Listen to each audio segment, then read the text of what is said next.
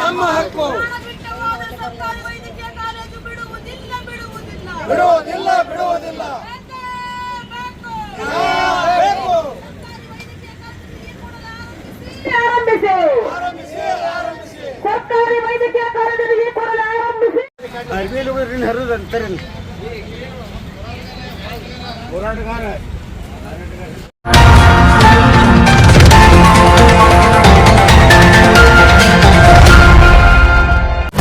TV ನ್ಯೂಸ್ಗೆ ಸ್ವಾಗತ. ನಾನು ಸಾನಿ.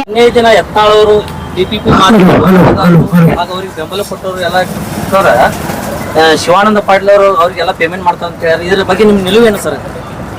ಅವರು ತಿಳಿದು ಮಾತಾಡಿದ್ದಾರೋ ತಿಳಿಲಾರದೆ ಮಾತಾಡಿದ್ದಾರೋ ನನಗೆ ಮಾತ್ರ ಅರ್ಥ ಆಗ್ತಾ ಇಲ್ಲ.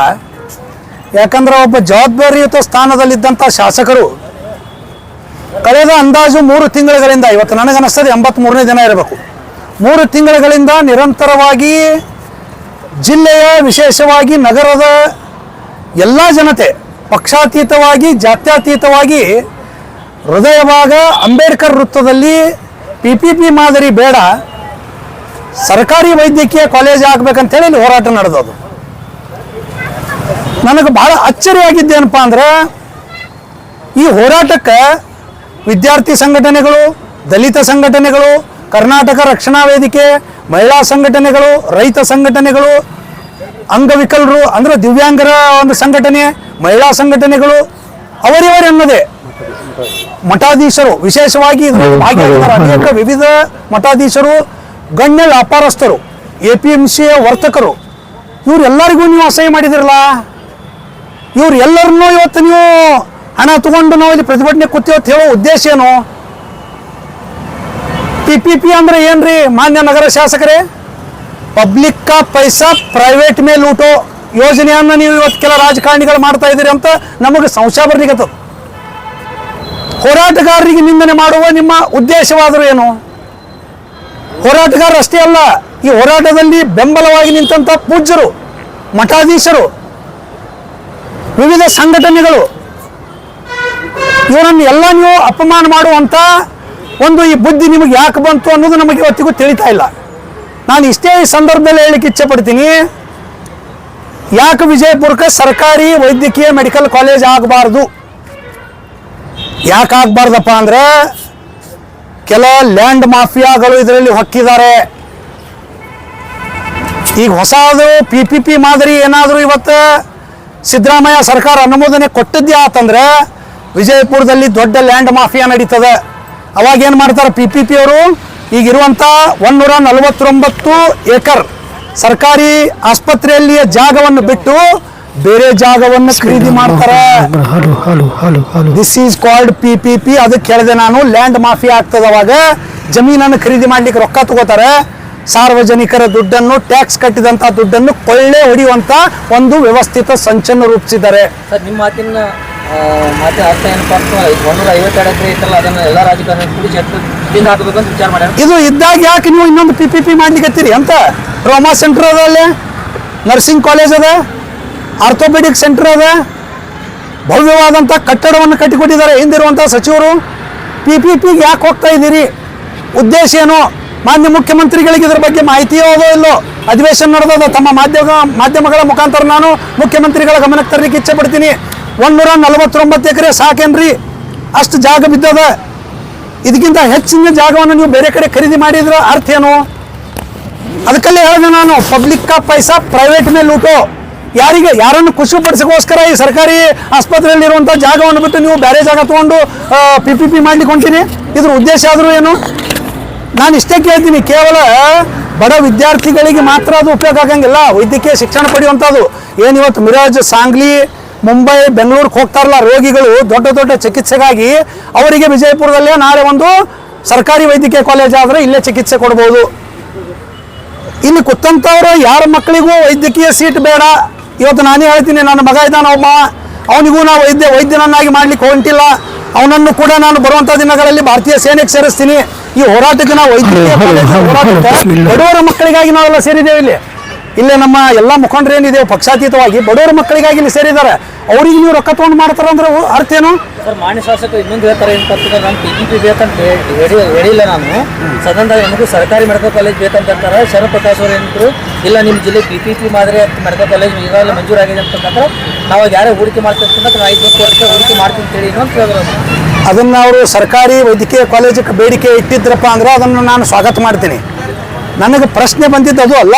ಇಲ್ಲಿ ಕುತ್ತಂತ ನಿರಪರಾಧಿ ಹೋರಾಟಗಾರನ ರೊಕ್ಕ ತೊಗೊಂಡು ಹೋಗ್ತಾರೆ, ಪೇಮೆಂಟ್ ಗಿರಾಕಿದಾವ, ಪ್ರೂವ್ ಮಾಡ್ರಿ.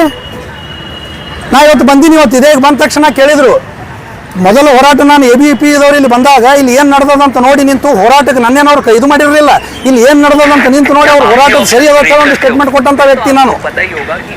ಇಲ್ಲಿ ನನಗೊಂದು 100 ಕೋಟಿ ಸಿಗ್ತದನೋ ಯಾರು ಲೆಕ್ಕ ತಿಲಿಕತ್ತಾರ ಚೆಕ್ ಮಾಡ್ಲಿಕ್ಕೆ ಬಂದಿನ ಇವತ್ತು. ಏನದು ಮಾತಾಡೋದಂದ್ರೆ ಇಲ್ಲಿ ರೈತ ಹೋರಾಟಗಾರ ಅದಾರ, ಕನ್ನಡ ಪರ ಸಂಘಟನೆಗಳದಾರ, ದಲಿತ ಸಂಘಟನೆಗಳದಾವ, ಅನೇಕರು ಅದಾರ. ಹೆಸರು ಹೇಳಕ್ ಹೋಗಲ್ಲ. ನಾ ಸಾಕಷ್ಟು ಪಕ್ಷಾತೀತವಾಗಿ ಮಾಡ್ಲಿಕ್ಕತ್ತಾರ. ಹೋಗಿ ಆ ಮಂತ್ರಿ ಕಡೆ ರೊಕ್ಕ ತಿಂತಾರ, ಸಂಜೆ ಆಗೋಣ ಪೇಮೆಂಟ್ ತಗೋತಾರ. ಇದು ಶೋಭೆ ತರೋದಲ್ಲ ಮಾನ್ಯ ಶಾಸಕರೇ, ನಿಮಗೆ ಶೋಭೆ ತರೋದಲ್ಲ. ವಿಜಯಪುರದ ವರ್ತಕರನ್ನ ಸಹಿ ಮಾಡಿದ್ರಿ, ನೀವು ಪೂಜ್ಯರನ್ನ ಸಹಿ ಮಾಡಿದ್ರಿ, ಮಹಿಳಾ ಸಂಘಟನೆಗಳನ್ನ ಸಹಿ ಮಾಡಿದ್ರಿ. ಅಷ್ಟೇ ಅಲ್ಲ, ಇನ್ನೊಂದು ನಮ್ಮ ದೇಶ ಕಾಯುವ ಸೈನಿಕರು ಮಾಜಿ ಏನಾಗಿದ್ದಾರೆ ಅವರು ಬೆಂಬಲ ಕೊಟ್ಟಿದ್ದಾರೆ. ದೇಶ ಕಾಯುವ ಸೈನಿಕರಿಗೆ ಹೋರಾಟಕ್ಕೆ ಬಂದು ಬೆಂಬಲ ವ್ಯಕ್ತಪಡಿಸಿದ್ದಾರೆ. ಅವ್ರಿಗೆ ಕ್ಷಮೆಯನ್ನ ಬೇಷರತ್ತಾಗಿ ಕ್ಷಮೆ ಕೇಳಬೇಕು ನೀವು. ಈ ಎಲ್ಲ ಹೋರಾಟಗಾರರನ್ನ ಒಳಗೊಂಡು, ಎಲ್ಲ ಪೂಜ್ಯರನ್ನ ಒಳಗೊಂಡು, ಎಲ್ಲ ಮಹನೀಯರಿಗೆ ನೀವು ಬೇಷರತ್ತಾಗಿ ಕ್ಷಮೆ ಕೇಳಬೇಕಂತೇಳಿ ತಮ್ಮ ಮಾಧ್ಯಮದ ಮುಖಾಂತರ ಆಗ್ರಹ ಮಾಡ್ತೀನಿ. ಅಷ್ಟೇ ಅಲ್ಲ, ಇದೊಂದು ಬಹಳ ಸೂಕ್ಷ್ಮ ವಿಚಾರ ಅದ. ಯಾತಕ್ಕಾಗಿ PPP, ಯಾಕೆ ಸರ್ಕಾರಿ ಅನ್ನೋದ್ರ ಬಗ್ಗೆ ಇವತ್ತೊಂದು ಬಹಿರಂಗ ಸವಾಲ್ ಹಾಕ್ತೀನಿ ನಗರ ಶಾಸಕರಿಗೆ ನಾನು. ಬಹಿರಂಗ ವೇದಿಕೆ ಇದೆ ಅಂಬೇಡ್ಕರ್ ಸರ್ಕಲ್ ಅಲ್ಲಿ, ಇದೇ ವೇದಿಕೆಗೆ ಬರ್ರಿ. ನೀವು ಅದ್ರ ಬಗ್ಗೆ ಏನು ಜ್ಞಾನ ಅದ ನೀವು ಹೇಳ್ರಿ. ಇಲ್ಲಿ ಹೋರಾಟಗಾರ ಏನು ಮಾಡಿದಾರ ಅನ್ನೋದು ಅದನ್ನ ಹೇಳ್ತಾರೆ. PPP ಯಾಕೆ ಬೇಡ, ಸರ್ಕಾರಿ ವೈದ್ಯಕೀಯ ಏಕೆ ಬೇಕು. ಅದಕ್ಕೆ ನಡ್ಬರ್ಗ ಒಂದು ಸ್ಟೇಟ್ಮೆಂಟ್ ನೋಡಿದೆ, ಅವ್ರದ್ದು ಬಹಳ ಅಚ್ಚರಿ ಅನ್ನಿಸ್ತು. ಎಲ್ಲ ಹೋರಾಟ ಮಾಡೋರು ತಮ್ಮ ಮಕ್ಕಳನ್ನ ಸರ್ಕಾರಿ ಶಾಲೆಗೆ ಕಲಿಸ್ಲಕತ್ತಿಲ್ಲ, ಇಂಗ್ಲೀಷ್ ಮೀಡಿಯಂ ಸ್ಕೂಲ್ನಾಗ ಕಲಿಸ್ಲಕತ್ತಾರ. ಹೌದಪ್ಪ, ಇವತ್ತು ನನ್ನ ಮಗನು ಇಂಗ್ಲೀಷ್ ಮೀಡಿಯಂ ಸ್ಕೂಲ್ನಾಗೆ ಅದಾನ. ಇಂಗ್ಲೀಷ್ ಮೀಡಿಯಂ ಸ್ಕೂಲಿಗೆ ರಾಘವಣ್ಣಗಿರಿಯಲ್ಲಿ ಇದ್ದವ್ರು ಯಾಕೆ ಕಳಿಸಿದ್ರು? ಸರ್ಕಾರಿ ಶಾಲೆಯ ಪರಿಸ್ಥಿತಿ ಗಂಭೀರ ಆಗ್ಯದ. ಅದಕ್ಕೆ ಕಾರಣ ನೀನು ಮಹಾನುಭಾವನ ಭಾವ. ಸರ್ಕಾರದಿಂದ ಆರಿಸಿ ಬಂದಂತ ಜನಪ್ರತಿನಿಧಿ ನೀ ಕಾರಣ. ಸರ್ಕಾರಿ ಶಾಲೆಗಳು ಚಲೋ ಇದ್ದು ಅಂದ್ರೆ ನಾವ್ಯಾಕೆ ಗೌರ್ಮೆಂಟ್ ಶಾಲೆಗೆ ಬಿಟ್ಟು ಪ್ರೈವೇಟ್ ಶಾಲೆಗೆ ಕಳಿಸ್ತಿದ್ದೀವಿ ನಮ್ಮ ಮಕ್ಕಳನ್ನ? ಇದರ ಜ್ಞಾನ ಅದೋ ಇಲ್ಲೋ?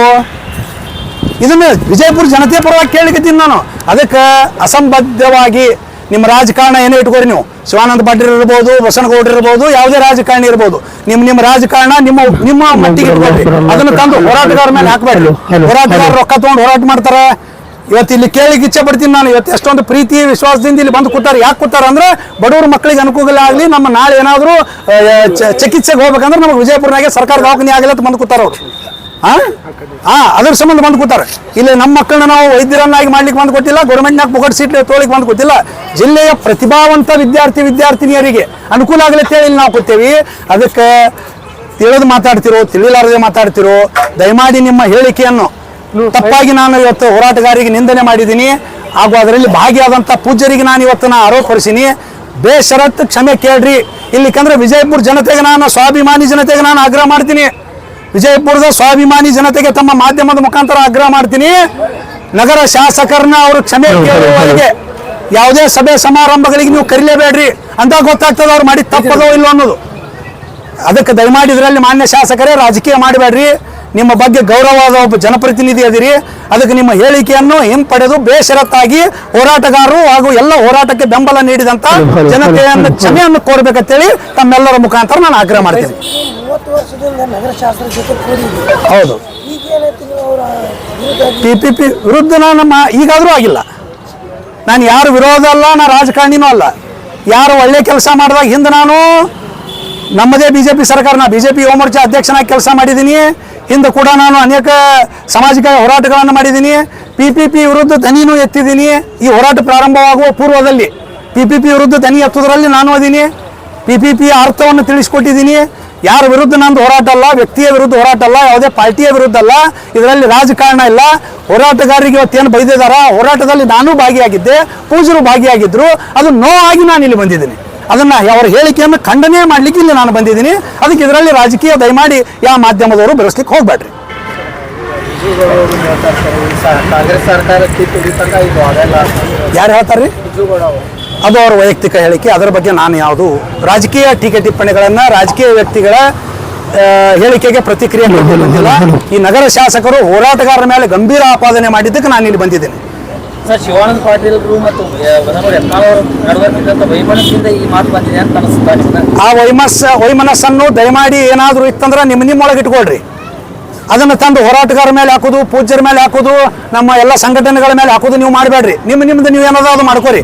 ನಾವು ನಿಮ್ಮ ಜಗಳದೊಳಗೆ ನಾವು ಭಾಗಿಯಾಗ್ಲಿಕ್ಕೆ ಹೋಗಂಗಿಲ್ಲ. ಈ ಹೋರಾಟಗಾರರು ರೊಕ್ಕ ತಿಂದು ಮಾಡ್ತಾರೆ, ಸಂಜೆಗೆ ಹೋಗೋಣ ಪೇಮೆಂಟ್ ತೊಗೋತಾರೆ. ಹಂಗಂದ್ರೆ ನೀವು ಮಾಡಿದಂಥ ಹೋರಾಟಕ್ಕೆ ನೀವು ಪೇಮೆಂಟ್ ತೊಗೊಂಡು ಮಾಡ್ತಿದ್ರಿ ಅನ್ನೋ ಈ ಹೋರಾಟಗಾರ ಕೇಳಕತ್ತಾರೆ. ಇವತ್ತು ಕೇಳ್ಯಾರ ಅವರು ಕೇಳ್ತಾರೆ. ಏನು ಆಧಾರ ಅದ? ಅದಕ್ಕೆ ದಯಮಾಡಿ ಮಾನ್ಯ ಶಾಸಕರೇ ತಕ್ಷಣ ನಿಮ್ಮ ಹೇಳಿಕೆಯನ್ನು ವಾಪಸ್ ಪಡಿಬೇಕು. ವಿಜಯಪುರ ಜನತೆಗೆ ಬಹಿರಂಗವಾಗಿ ಕ್ಷಮೆ ಕೇಳಬೇಕು. ಇಲ್ಲಿಕಂದ್ರೆ ವಿಜಯಪುರ ಜನತೆ ಬರುವಂಥ ದಿನಗಳಲ್ಲಿ ತಾವು ಕ್ಷಮೆ ಕೇಳದೇ ಇದ್ರೆ ಏನು ಉತ್ತರ ಕೊಡಬೇಕನ್ನೋದು ಅವರು ನಿರ್ಣಯ ಮಾಡುವಂಥ ಶಕ್ತಿ ಜನತೆಯ ಕೈಯಲ್ಲಿದೆ ಅನ್ನೋ ಎಚ್ಚರಿಕೆಯನ್ನು ತಮ್ಮ ಮಾಧ್ಯಮದ ಮುಖಾಂತರ ನಾನು ಕೊಡಲಿಕ್ಕೆ ಇಚ್ಛೆಪಡ್ತೀನಿ. ದಿನಮಾನಗಳಲ್ಲಿ ಹೋರಾಟ ಯಾವ ರೀತಿ ಇರ್ತದೆ? ಹೋರಾಟಗಾರರ ಹೋರಾಟ ನಿರಂತರವಾಗಿರ್ತದೆ. ಅದು ಯಾವುದೇ ಪಕ್ಷ ಅಧಿಕಾರಿನಾಗಿರ್ಬೋದು, ಇಲ್ಲಿ ಯಾರೇ ಶಾಸಕರಿರ್ಬೋದು, ಯಾರೇ ಜನಪ್ರತಿನಿಧಿ ಇರ್ಬೋದು, ಸರ್ಕಾರ ಇದಕ್ಕೆ ಸಂಬಂಧ ಇಲ್ಲ. ವಿಜಯಪುರಕ್ಕೆ ಏನಪ್ಪಾ ಅಂದ್ರೆ ಇವತ್ತು ಏನೇ ಮಾಡ್ಬೇಕಂದ್ರೂ ಹೋರಾಟ ಮಾಡಿ ತಗೊಳ್ಳುವಂಥ ಅನಿವಾರ್ಯ ಪರಿಸ್ಥಿತಿ ವಿಜಯಪುರ ಜನತೆಗೆ ಬಂದಿದೆ. ಅದಕ್ಕೆ ಸರ್ಕಾರ ಇವತ್ತು ಉತ್ತರ ಕರ್ನಾಟಕವನ್ನು, ವಿಶೇಷವಾಗಿ ವಿಜಯಪುರ ಜಿಲ್ಲೆಯನ್ನು ನಿರ್ಲಕ್ಷ್ಯ ಮಾಡಲಾರದೆ ಏನು ಈ ಅಧಿವೇಶನ ನಡೆದ ಬೆಳಗಾವದಾಗ, ಅದಕ್ಕೆ ಆ ಬೆಳಗಾವಿ ಅಧಿವೇಶನದಲ್ಲೇ ನಿರ್ಣಯ ಆಗಬೇಕು. ವಿಜಯಪುರನ್ಯಾಗ PPP ಇಲ್ಲ, ಸರ್ಕಾರಿ ವೈದ್ಯಕೀಯ ಕಾಲೇಜ್ ನಾವು ಮಾಡ್ತೀವಿ ಅಂತ ಹೇಳಿ ಘೋಷಣೆ ಮಾಡಿ ಸರ್ಕಾರ ಇವತ್ತು ತನ್ನ ನೈಜ ಭಕ್ತಿಯನ್ನು, ಉತ್ತರ ಕರ್ನಾಟಕದ ಮೇಲಿರುವಂಥ ಪ್ರೀತಿಯನ್ನು ತೋರಿಸಬೇಕಂತೇಳಿ ಸರ್ಕಾರಕ್ಕೂ ಕೂಡ ನಾನು ಆಗ್ರಹ ಮಾಡ್ತೀನಿ. ಗೊತ್ತಿದೆ ರಾಘವಣ್ಣಿಗೆ. लेटेस्ट न्यूज अपडेट्स के लिए YouTube एक्सप्रेस को सब्सक्राइब कीजिए, साथ में बेल आइकॉन को भी क्लिक कीजिए। साथ ही साथ लाइक, शेयर और कमेंट करना ना भूलिए।